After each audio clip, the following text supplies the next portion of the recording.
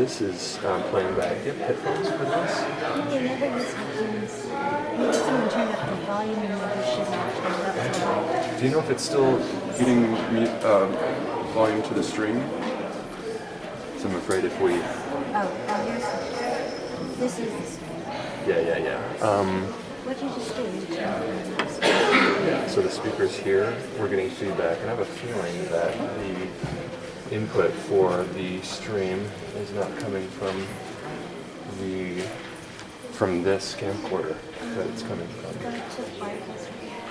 See Arcus. This is on the Okay. It's going to recapture that. Maybe that was what happened. I changed the date on this. Maybe it needs to check. See? Let's try it. I think it's okay now. So what did you do? Is this the volume? Just the volume up here, so if that happens again, you just need to turn off the volume. But look, we're going to get feedback again. But we don't have to turn it up that high. I don't know. Why So don't you that, set that to there? We can just leave it right there. oh, Hopefully. we'll see. Thank you.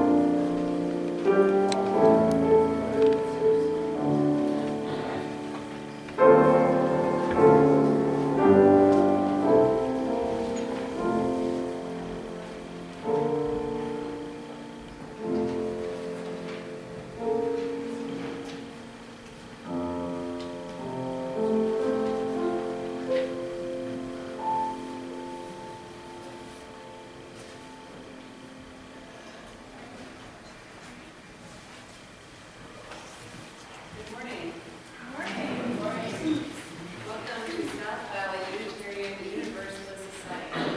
All are welcome here. My name is Reverend Madrone, and I am the interim minister here this year. My pronouns are she and hers. Our call to worship this morning has a little bit of responsiveness to it, so please listen for your part. This is written by Reverend Madrone. She writes, Unitarian Universalist minister Reverend Teresa Soto writes, all of us need all of us to make it. I want you to get used to those words. Make them your prayer. Let's say that together. All of us need all of us to make it. This is why Unitarian Universalists support the Black Lives Matter movement. Please take a moment to center the struggle for Black lives in your thoughts. Say it with me, loud or soft. All of us need all of us to make it. In a world where some of us are targeted for struggle and brutality, where others of us benefit and flourish, we pray. All of us need all of us to make it. In a world where powerful people of ill will and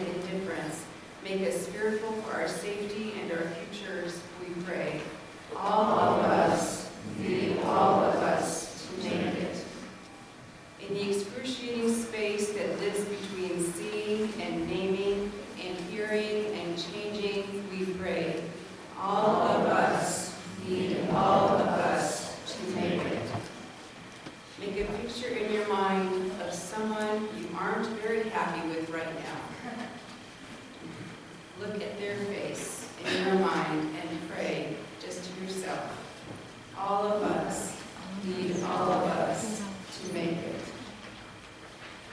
Unitarian Universalists believe that all of us need all of us to make it. This is why we are in solidarity with the movement for Black lives today and every day. Let us begin our worship today by singing number 1046 in your teal hymnal, Shall We Gather?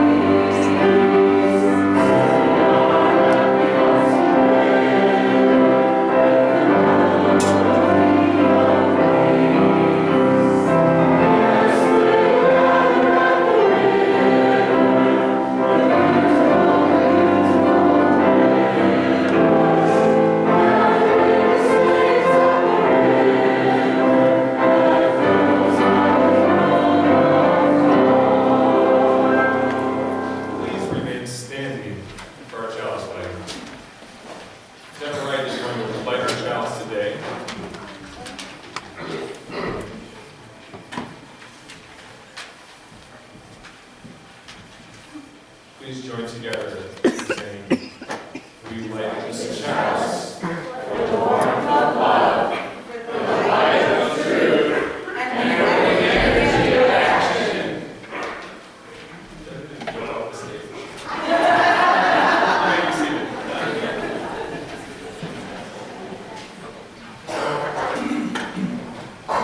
Good morning.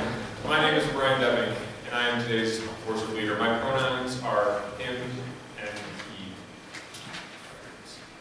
We'd like to welcome you this morning to South Valley Unitarian Universalist Society. We are an intentionally diverse religious community. All are welcome here. We would like to extend an especially warm welcome to those of you who are visiting for the first time. We're so glad you're here. We would love to get to know you. This is a caring, supportive community.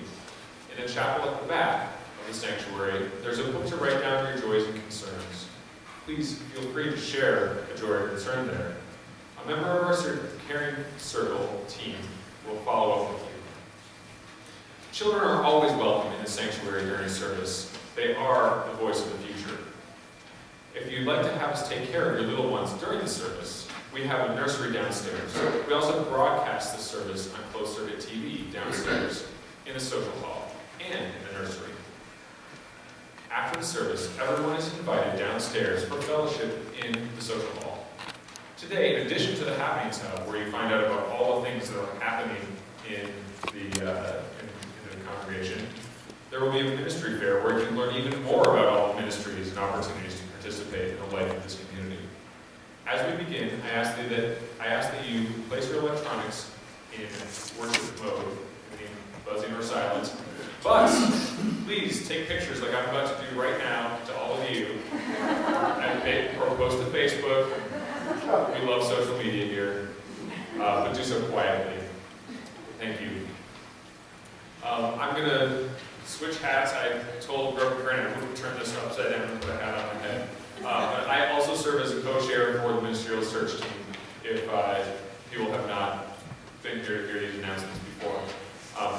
We are in the middle of a very kind of quiet period in terms of what we can tell you about what's happening. There's a board in the back, right, as you either enter or exit. You can look at our whole process. It took you through the stuff that we've already done, which was a lot of information gathering last fall, through where now we have some candidates who said, hey, some ministerial candidates that said, hey, you guys look like a nice congregation. And we said, yeah, we kind of like you too. And so now we are quietly, although not in our interviews, quietly interviewing some of those candidates. And it is a very confidential time for many reasons, which I'm not going to expound on today. We have a lot to get through the service. But do note that there was one thing that was said last week in service, and I didn't correct it, is that it was said that we will have a minister in April. You can look at the timeline back there on the board. It's not necessarily true. Sometimes we don't find a good match. It's not all about what we think. The ministers are also looking at a number of congregations and deciding, is this the right congregation for me? And there may be fabulous ministers out there that just are not necessarily the greatest fit with us. And we may make that determination. They may make that determination. But it's not what someone might call a failed search. If we don't find somebody, the worst thing that can happen is us finding a minister that's not the right match for our church and having it be an accidental interim. So anyway, we are very excited because we have ministers who like us, and we have some ministers that we really like. And I can't tell you about that any more than just that. So with that, please turn we'll enter into our time of sharing the warmth of the community, and please turn and greet your neighbor and welcome them into worship.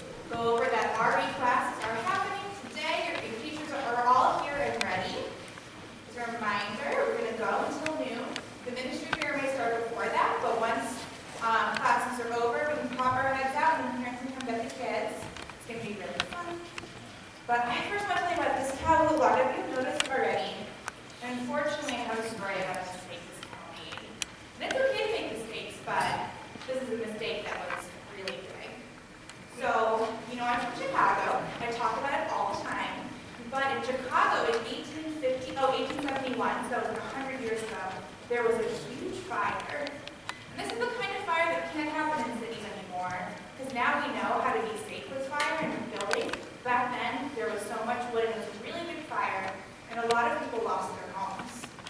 So many people around the fire were really scared and upset, and they wanted to know what caused the fire. Why was there a fire? Because it was really scary. Now, I don't know if you guys have ever been scared or nervous, and maybe you made a mistake like my friend Cal did, and you wanted someone else to hang. I don't know if this has ever happened to anyone here, but maybe you made something up so that you wouldn't get in trouble. I don't think anyone here would do that necessarily.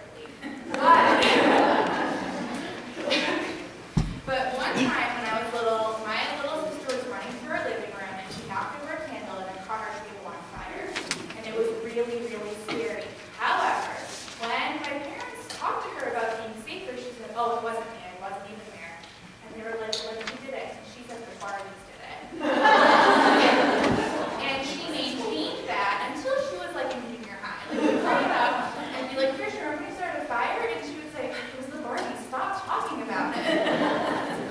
Now, when the Chicago fire happened, the lucky thing is there was someone to blame, and unfortunately it was Mrs. O'Leary's cat. Oh gosh. Oh no. It wasn't me! Oh my gosh. Wait, what are you talking about? Of course it was you. That is completely a lie. Well, it was in the news. Aren't you on Facebook? Don't you know there can be lies in the news? But here's the thing. We learned about it in our public schools. I learned about it in school. Reverend Karen learned about it in school. And we learned that what happened was you were in the barn getting milk and you kicked over a lantern and it was your fault. That was a complete lie. The newspaper reporter just made it up. And 22 years later, he said, nope, I lied. But no one believed it. Well, yeah, I mean, we learned about it. We still think that it was you. I'm so sorry. Why would they blame you? You're just a cow. Well, really, they were blaming the O'Learys, my family. See, in 1871 in Chicago, they were poor, and they were Irish, and they were immigrants, and those groups were all scapegoated. So because the more powerful people didn't like them, they liked blaming the O'Learys for the entire fire. You think scapegoated? Yes. Okay, but you're a cow. How can you be scapegoated? Scapegoating is a term for when a powerful group blames a group that they don't like because they're prejudiced or they're biased, and they like blaming the other group because it makes them feel better and maintains the status quo. Oh my gosh. Does this still happen? Yes! Are you paying attention? So, okay. I'm so sorry we didn't believe you. So what can we do when a group's being scapegoated? The most important thing to do is tell the truth. And tell it loudly, and anytime someone says something that's wrong, they're scapegoating, correct them. You can even say, hey, I know the O'Leary's cow. The O'Leary's cow was very dependable and wouldn't knock over a lantern. Okay, can we all agree that we're going to do that? That when we hear lies about a group, we're going to tell the truth? What do you guys think? Yeah? I think we can do it. I'm so sorry. Do you want to come downstairs and read with us and have fun in the classes?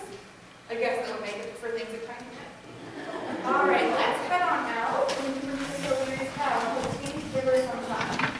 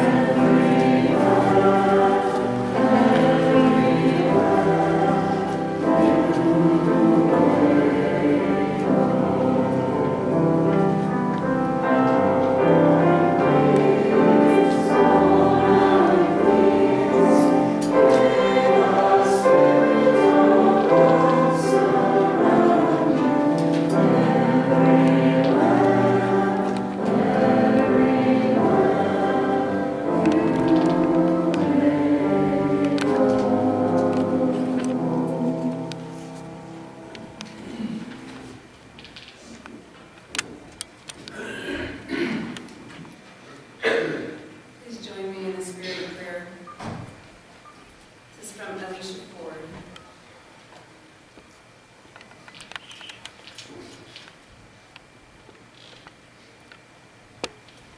When we pause to remember who we are, companions on this grand experiment called life, and we take a moment to shed the ways we have been carefully taught to lead from fear, to punish the poor, to persecute those who don't look like we do, to deny rights to those who love, to believe that we are separate, that some people are superior to others.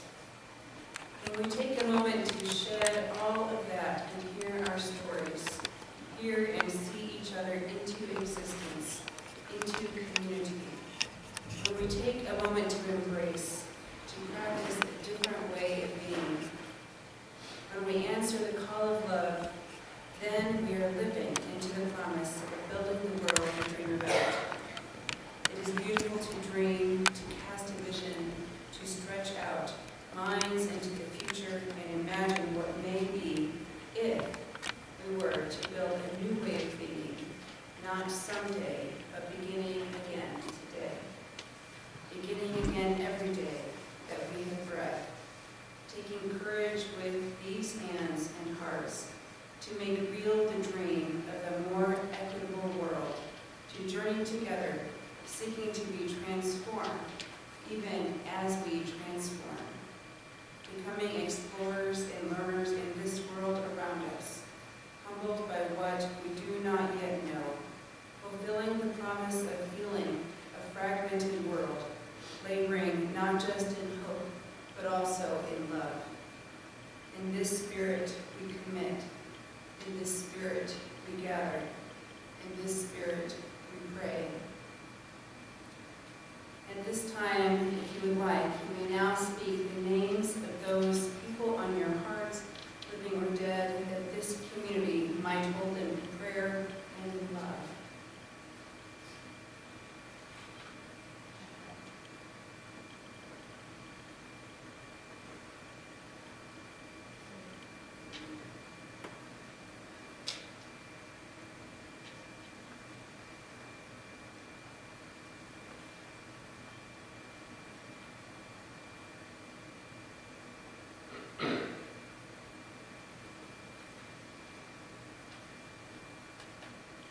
Spirit of love within us all. We hold all these people, named and unnamed, in our hearts. We bring them in, we send them love, and we build this community together. Amen. Let us sing number 352 together, just sitting in your seats. Find stillness.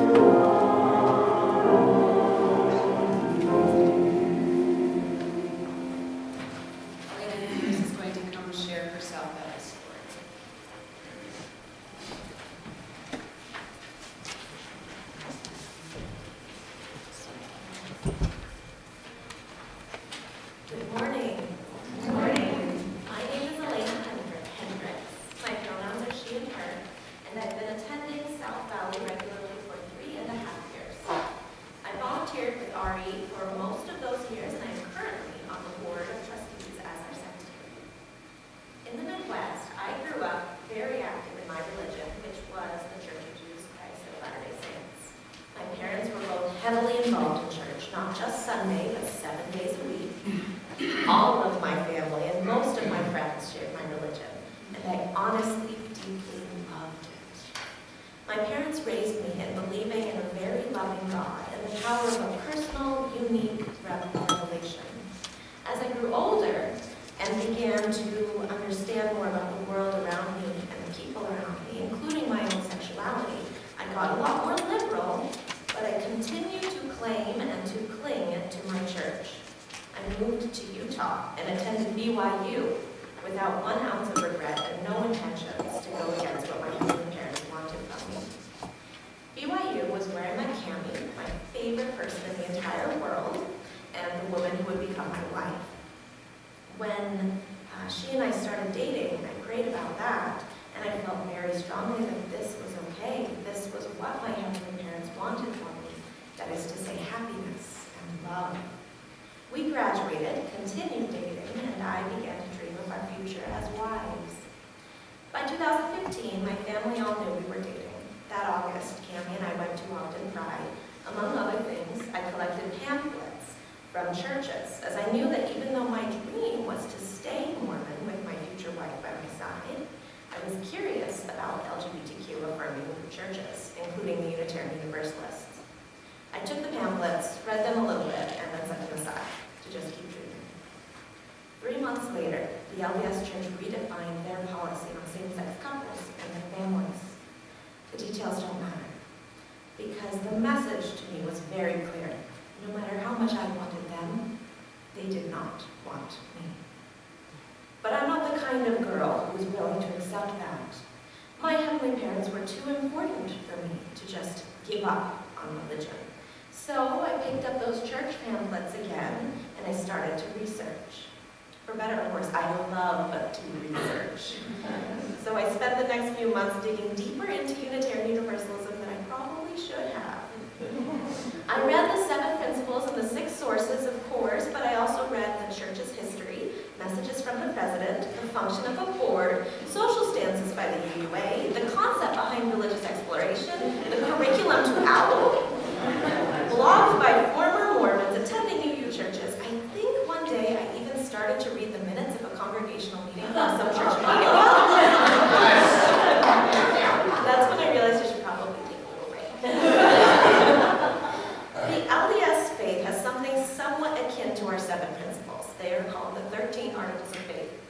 My entire life, my favorite one is the 11th, which reads, "We claim the privilege of worshiping Almighty God according to the dictates of our own conscience, and allow all men the same privilege. Let them worship how, where, or what they may." With this article emblazoned on my heart, and the words of my research rolling around in my head, I began to realize something I've heard from others. It turns out I was already UU. I just didn't have a word for it yet. When I started to look for a new religion, I wanted a church that not just accepted my marriage, but didn't make me throw out my beliefs and take someone else's. I spent years discovering my relationship with God and defining what I believed. I found that in Unitarian Universalism. When I started looking for a UU congregation, I wanted a church family that celebrated Cammie and I, with a congregation that honored family and loved one another, that was warm and uplifting and wanted us back. I found that in South Valley. So the week after Cammie and I got home from our honeymoon, we started attending here. I wanted to jump in with both feet in my new church, and I did, but it still surprised me when last year I was invited to join the Board of Trustees. I didn't see in myself any of the leadership traits that the board members claimed that I had.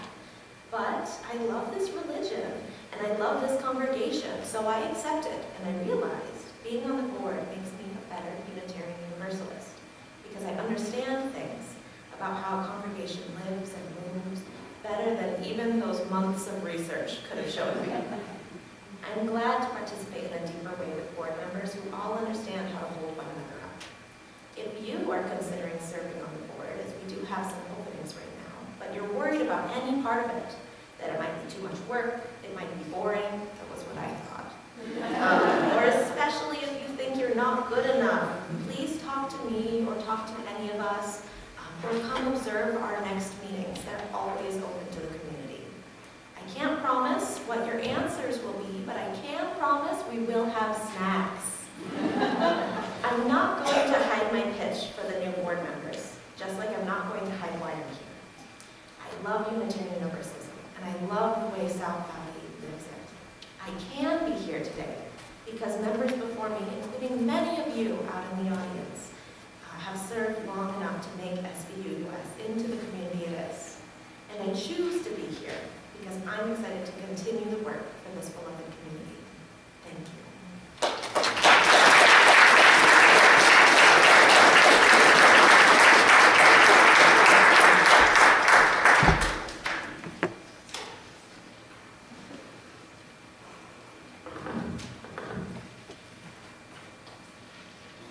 In the spirit of serving our wider community, we at South Valley split our Sunday morning offering with a charitable organization that aligns with our values and principles.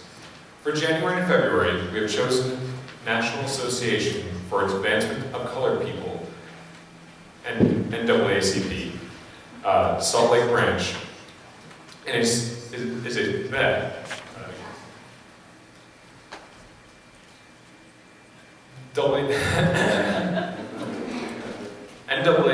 Salt Lake Branch is a civil rights organization based in Salt Lake City that aims to improve the political, educational, social, and economic status of minority groups.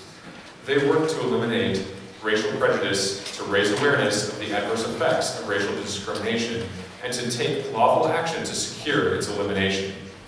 They also promote voter registration and provide education scholarships. Will you join me in saying the words printed in your order of service for our offering? We are its church. We are its hands, its heart, its voice. Together, we share the wealth of this community and sustain it with our gifts.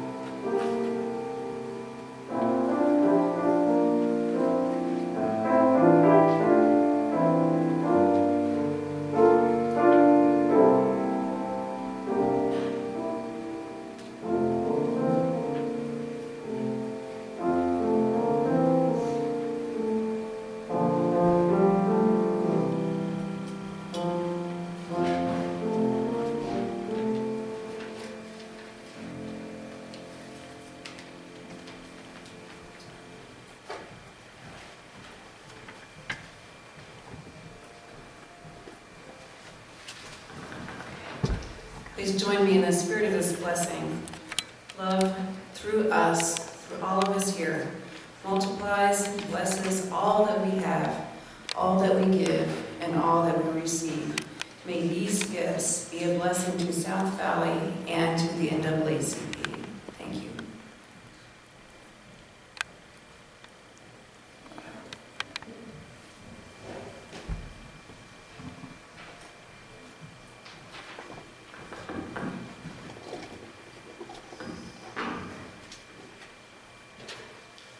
Our reading today is from the White Lies podcast. It's a transcript, so these were multiple voices who have been made into a single. The river came first, off the mountains headed toward the sea. It took thousands of years for the river to cut this bluff out of the chalky white clay. And after the bluff, the people. The first people to settle the bluff built a town and called it Selma. As they laid out the town, they designated 4 cornered lots for churches. One for a public square, one for a market. And in the middle of the busiest street, they built an auction house where white men could buy and sell black men and women and children. The labor of these enslaved people produced unnumbered bales of cotton, which were loaded onto steamers and sent downriver across the world, enriching this entire young nation, the South and the North. But the system that built that wealth was vicious and unconscionable. So to justify it, white people hid behind a story. They hid behind a lie. The lie said, white people were superior to black people. And this lie would endure long after slavery was abolished, shaping so much of our country, our neighborhoods and our schools, our bank accounts and our prisons. Because our present is shaped by our past, just as the bluff was shaped by the river.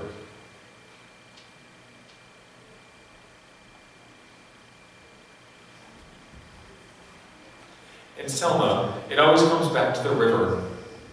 One overcast afternoon in 1965, a group of men and women marched across the river on the Edmund Pettus Bridge.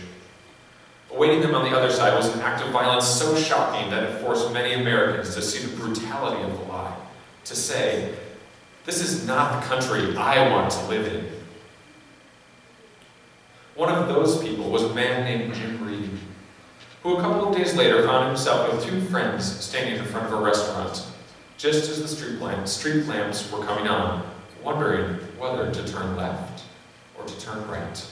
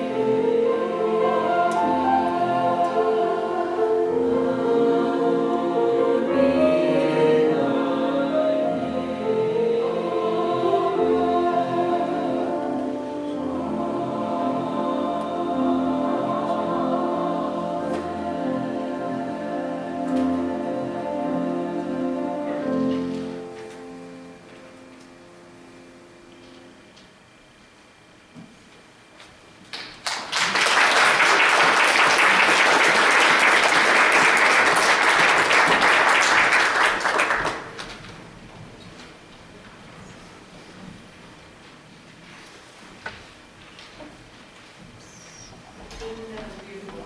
Thank you so much, John and choir. Friends, today's service is hard, as you can probably tell. It's hard to write a sermon because this is a very hard topic. Most of us don't like to think about white supremacy. We don't like to think about race issues, but we cannot avoid it. This is the world that we live in. I also want to say it's a hard thing for me to write because for a while in my life I didn't know the words white supremacy. It was really only in 2014 when it became apparent that this was something going on in the world through the Black Lives Matter movement that responded to the death of Mike Brown. And I got involved with the Black Lives Matter group that existed in Greensboro, North Carolina. People started asking me questions about the organizations that I was affiliated with, about my church, and noticing, well, that everybody in any leadership position was white. And so that was kind of confronting for me, and I hadn't realized the ways that white supremacy was existing in the world that I live in.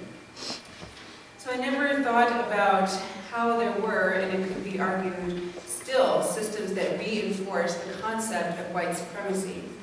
White supremacy is the idea that white people are better than, superior to, people of all other races.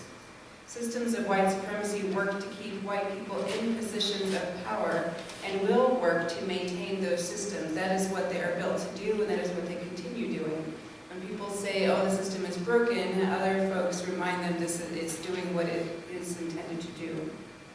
White supremacy itself is why I didn't know that term, or that I myself benefited from white supremacy. It wasn't until I had been a Unitarian Universalist for about 6-7 years or so when I even learned about Jim Reeb. Jim Reeb was a Unitarian minister who, along with many other clergy members, went down to Selma, Alabama at Martin Luther King Jr.'s request following Bloody Sunday. At the time, Alabama had what is referred to as Jim Crow laws that codified a, quote, separate but equal, which we all know is not equal, system that, among other things, denied African Americans the right to vote. The version of events I learned is reflected in this reading from the UUA curriculum, Faith Like a River. I'm going to read this to you and then tell you about a different version that's out, that people have right now, that I didn't know about until recently. This is how this curriculum describes this event. On February 26, 1966, an Alabama state trooper killed Jimmy Lee Jackson, a 26-year-old black civil rights worker, setting off a chain of events that brought James Reeb to Selma, Alabama. In response to Jimmy Lee Jackson's murder, the Reverend Dr. Martin Luther King and the Southern Christian Leadership Conference called for a march from Selma to Montgomery to demand voting rights for all citizens. 600 civil rights activists gathered in Selma to join a planned march to Montgomery, the state capital. The march began on March 7, 1965, a day now known as Bloody Sunday. On the outskirts of Selma, on the Edmund Pettus Bridge, marchers encountered a line of police, 3 deep, carrying billy clubs, guns, and gas masks. Police charged into the marchers, clubs swinging, and followed up the clubbing with tear gas. James and Marie Reeb watched all of this from their television in Dorchester, Massachusetts. This was the first time this kind of violence had been televised. And then came the call to Selma. Now Dr. King called on people of faith, people of all faiths, ministers and others from across the country to come to Selma and march with him to Montgomery. James Reeb thought hard about whether to leave his wife and 4 young children. He decided he had to help. It was crucial for people of faith to bear witness to what was happening in Alabama.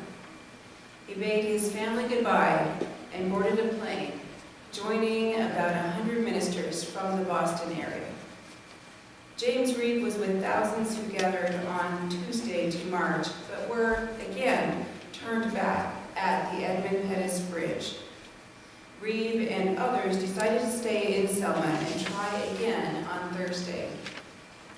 That night, a group of ministers went out to dinner at a place called Walker's, one of the few racially integrated restaurants in the area. While others departed by car after dinner, Reeb and two other Unitarian Universalist ministers, Orloff Miller and Clark Olson, left on foot. The three headed side by side to the chapel where Dr. King was to speak that evening. James Reeb, who was walking on the outside nearest to the street. They had not gone far when 4 or 5 white men came at them from across the street. Frightened, the three walked faster. They realized one of the men had a stick. When the attackers reached the three ministers, one swung his heavy stick and hit the side of James Reeb's head. Miller and Olson were beaten and kicked on the sidewalk. When the attack was over, it was clear that Reeb was seriously hurt. After some desperate searching for help in a city that was hostile to outside agitators, the three ministers found a phone at the Boynton's insurance office and obtained an ambulance from a Negro funeral home next door.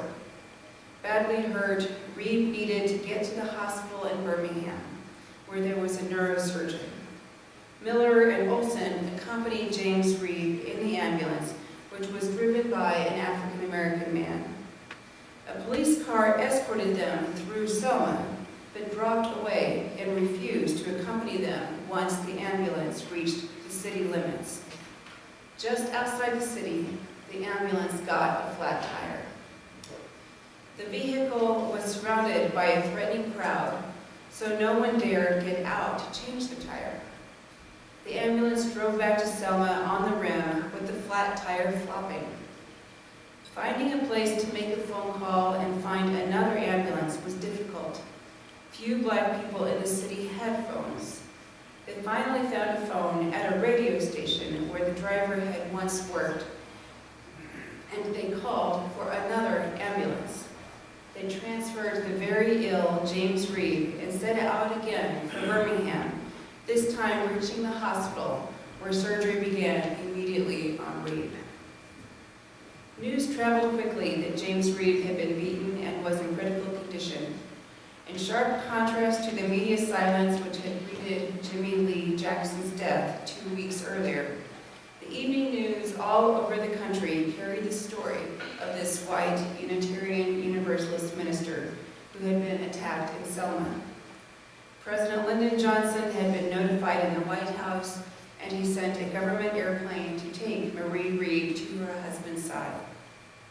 On March 11th, 2 days after his arrival in Selma, James Reeb died. His death so shocked the country and the U.S. Congress that President Johnson sent the Voting Rights Act to Congress within days. Dr. King was invited to Washington to support the Voting Rights Act, but he declined. Instead, he delivered the eulogy at Reeb's funeral. It's quite a horrific thing to think about, this thing happening to James Reeb. Imagine my surprise when I listened to a podcast about this event where journalists talked with folks from Selma who live there now, who are convinced, some of them to this day, a year after the podcast came out last year, it was just shocking to me that they still believe that Reverend Miller and Reverend Olson killed James Reeb themselves. There were 3 men who were brought to trial, but their lawyer planted the idea in the jury's mind. This is how lies work, isn't it? They planted this idea, put it out there, and then it spread like wildfire until now people believe it is true. He planted this idea that the civil rights workers needed a white martyr, so they killed James Reeb on the way to the hospital. The podcast, White Lies, is very hard to listen to because of these I had to listen to it in bits and pieces. When my ministerial colleagues began talking about it a year or so ago, I put off listening to it because I just didn't want to deal with it. Sometimes life is just too hard. I told myself that I had enough things going on in my life, but I just didn't have time. But when I moved to Utah and I actually had a little bit of time before my contract began, I didn't have any excuses anymore. I made the time to listen to the entire podcast, and I listened to it again once more. These journalists, Andrew Beck Grace and Chip Brantley, they went to Selma because only 3 men had been tried for this crime.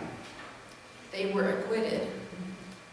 And these journalists, they were convinced that there was a 4th man because of the descriptions that came from Orloff and Olson. They went to Selma to learn about this 4th man.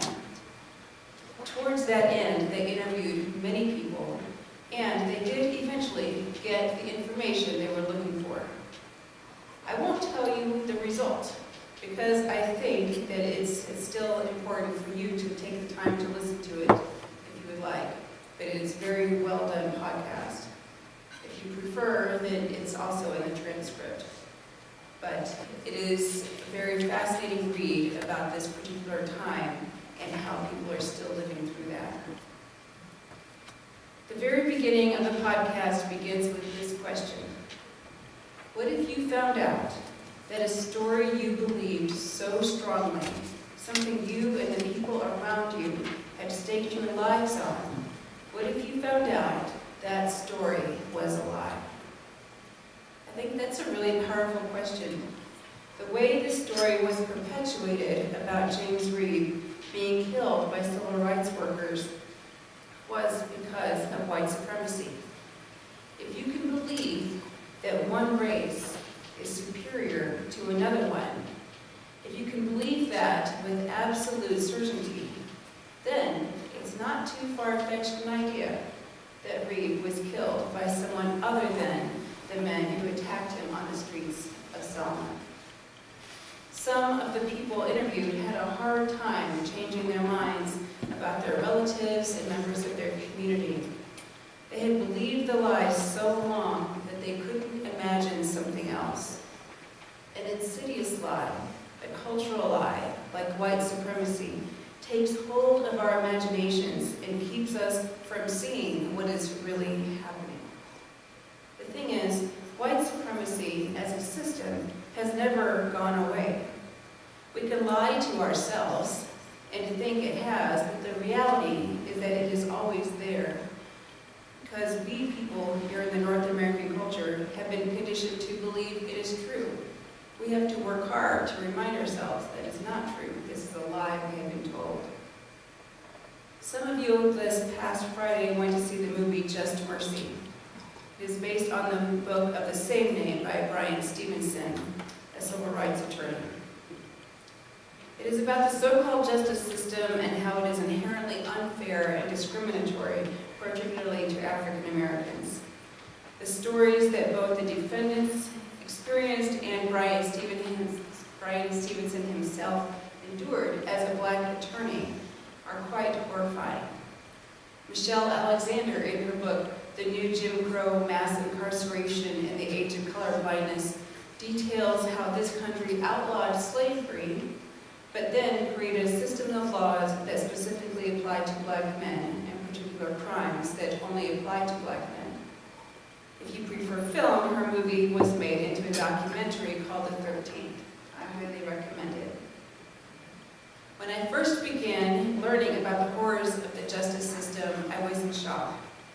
My shock, of course, was directly related to white supremacy and the belief that was instilled in me that life was somehow fair because the life that I have experienced as a white woman was fair. I was brought up with the lie that we all have access to the same educational system and that each of us can pull ourselves up by our bootstraps to create a better life. I think we've all learned that that is definitely a lie. I have been taught to generalize that experience out to everyone. The reality is that we don't all experience life in the United States the same way. Again, found out that a story you believed so strongly, something you and the people around you had staked your lives on, you would think of some big thing in your life that was always, this is true, and then you find out that it wasn't, that it was actually a lie. What happens to you? As we know, lies are dangerous things, especially lies you don't realize you are believing and living. You are taking it as an absolute truth. But once a truth has been revealed to you, you cannot unsee it. To quote James Baldwin, "If I love you, I have to make you conscious of the things you don't see." The lie itself, that white people are superior to other people, affects all people. It keeps white people from taking on our own, for those of us who identify as white, responsibility to dismantle racist systems, and it keeps us isolated, living separate lives. I encourage you to look at the ways that white supremacy has affected your life. I do not presume that we are all white in this room. White supremacy affects each of us differently based on our life experiences, but I promise you we are all affected by it, even if we can't see it right now. In closing, I would like to end with part of Dr. King's eulogy of James Reed. Naturally, we are compelled to ask the question, who killed James Reed? The answer is simple and rather limited when we think of the who. It is the question, what killed James Reed? When we moved from the who to the what, the blame is wide and the responsibility grows. James Reed was murdered by the indifference of every minister of the gospel who has remained silent behind the safe security of stained glass windows. He was murdered by the irrelevancy of the church that will stand amid social evil and serve as a taillight rather than a headlight, an echo rather than a voice. He was murdered by the irresponsibility of every politician who has moved down the path of demagoguery, who has fed his constituents the stale bread of hatred and the spoiled meat of racism. He was murdered by the timidity of a federal government that can spend millions of dollars a day to keep troops in South Vietnam, yet cannot protect the lives of its own citizens seeking constitutional rights. Yes, he was even murdered by the cowardice of every person who stands on the sidelines in the midst of a mighty struggle for justice. We must be concerned not merely about who murdered James Reed, but about the system, the way of life, the philosophy which produced this murder. May it be so. Amen. Our final closing song is number 155 in your great hymnal, Circle Round for Freedom.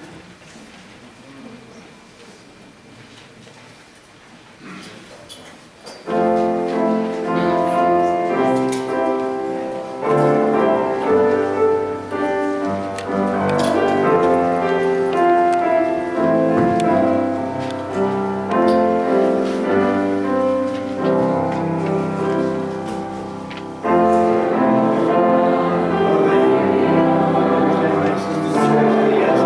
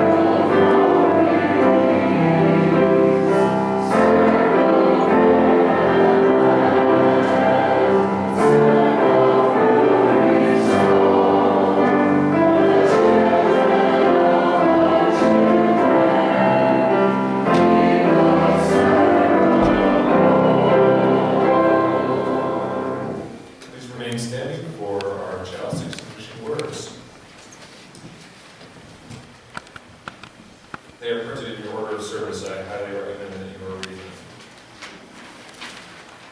Please join us in saying, "We extinguish this chalice, but not the warmth of love in the community. For the energy of action, we hold each other in our hearts until we meet again."